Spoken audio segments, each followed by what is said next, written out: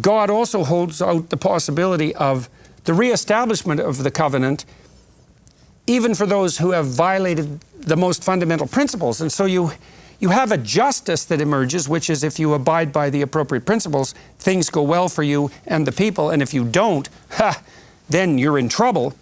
But even if you're in trouble, there's always the possibility that no matter how deep the trouble, you can reestablish that covenant, and that's exactly how it's described in the text, the reestablishment of the original covenant, and then move forward again.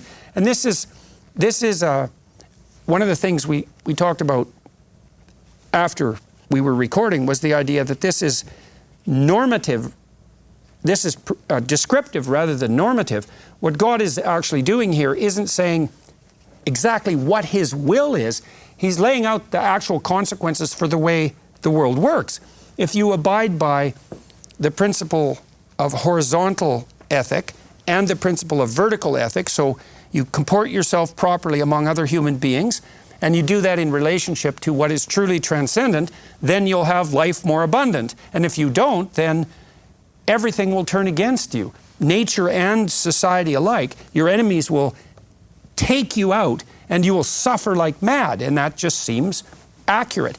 But then there is this admixture of the possibility that even out of error, good still can come, which I think is also commensurate with the way life works itself out, because we all know that now and then we wander off the path or fail to hit the target, and that's what sin means, and things go very badly for us, but that doesn't mean we're instantaneously doomed without the possibility of redemption. So I think it's very harsh and dramatic chapter, but I think it's psychologically extraordinarily astute, and I think that in the final analysis, it actually tilts more towards an encompassing mercy rather than just a harsh justice.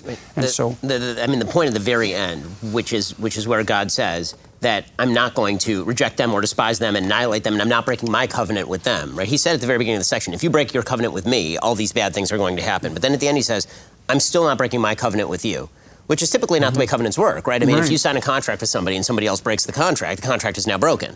But what God is saying is that it's again, this romantic language. He's waiting for the Israelites to repent. He's waiting for us to come back to Him, right? We stray, but that doesn't mean He went anywhere, right? He's still there, and He's just waiting for the people to fix it. The covenant has not been broken. It's very similar to what God sort of does after the flood, right? He says, I understand you're going to sin again, but here's the rainbow in the sky to remind you that I'm not going to destroy humanity again. He says, all these bad things are going to happen, but you're not going to be utterly annihilated, and that part is unconditional, that the covenant is still applicable. You know, obviously this was a subject for serious, interfaith debate for thousands of years, is whether the Jews had broken the covenant and now there was a new covenant and all of this. So according to the Jews, this is good proof that that's not the case, right? That the covenant was not in fact broken because it's not breakable on the side of the Jews, right? That's that God is still there holding by the covenant. It's not obvious that within a family, a father will break the covenant with his son. Like, I think generally speaking that if you're a father and your son goes astray, let's say, no matter how far he goes astray, there's a high probability that the door, in the most fundamental sense, is still open.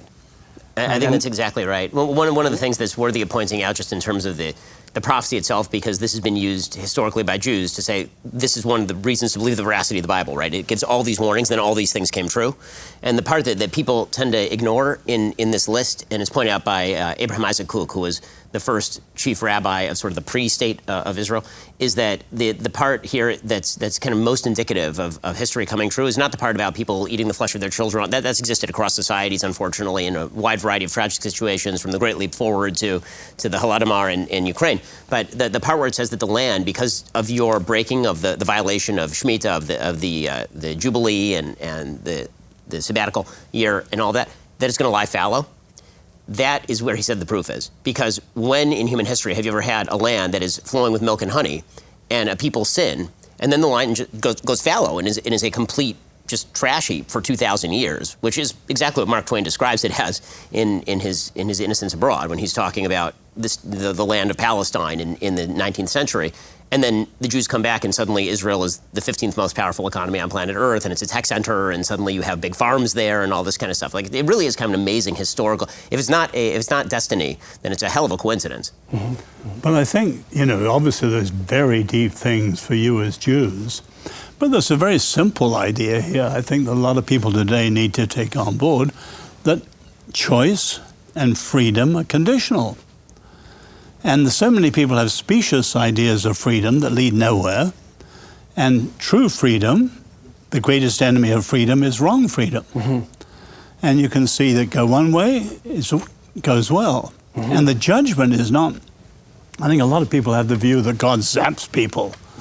But actually the judgment here is the consequences of their settled choices, and they're reaping what they sow. Well, one of the remarkable things about the Exodus narrative, and this has been very useful to me in a broad conceptual manner as a consequence of walking through it, is the juxtaposition of the tyranny, Egypt, of course, which no one thinks a tyranny is a good thing now.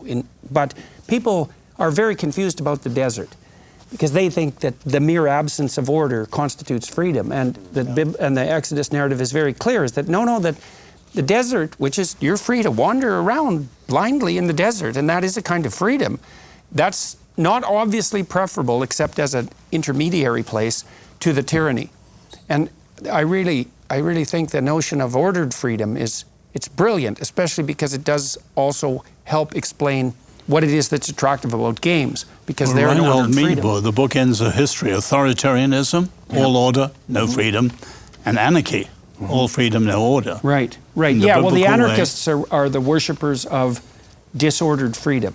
And the other thing that's interesting about that, and I guess pathological, is that the Exodus story does a lovely job of making this clear too, is that disordered freedom contains within it the unconscious call to tyranny.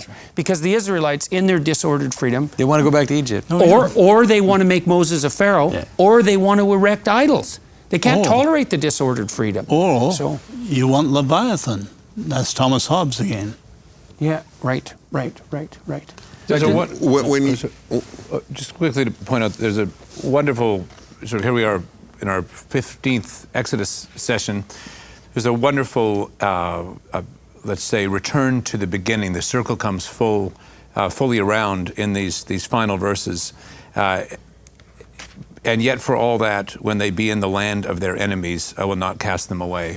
And then it returns to, I will remember the covenant because I have led them out of Egypt. But this is in a certain sense a prophecy about the return to a kind of Egypt, right? So that what we see is the being led out of the land of Egypt, the giving of the law, the setting up, and then the losing of the law, the transgression of the law, all these things that are here being described.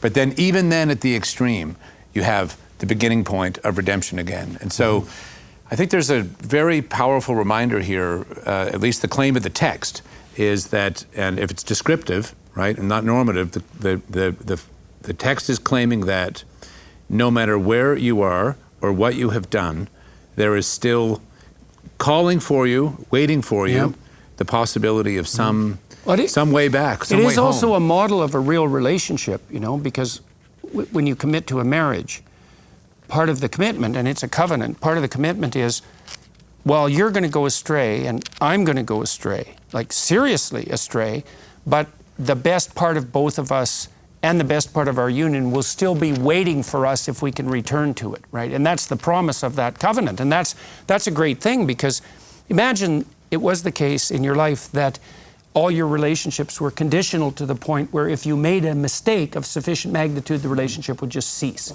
It's like, well, everyone would be lost, because at some point in your life, you're going to make a mistake that big. And so it's another example of how maybe the notion that the animating spirit of the patriarchal animating spirit of mankind, if that's a reasonable way of summing up Yahweh, at least in part in this text, the idea that that's based in this love is actually an accurate reflection of the structure of reality itself.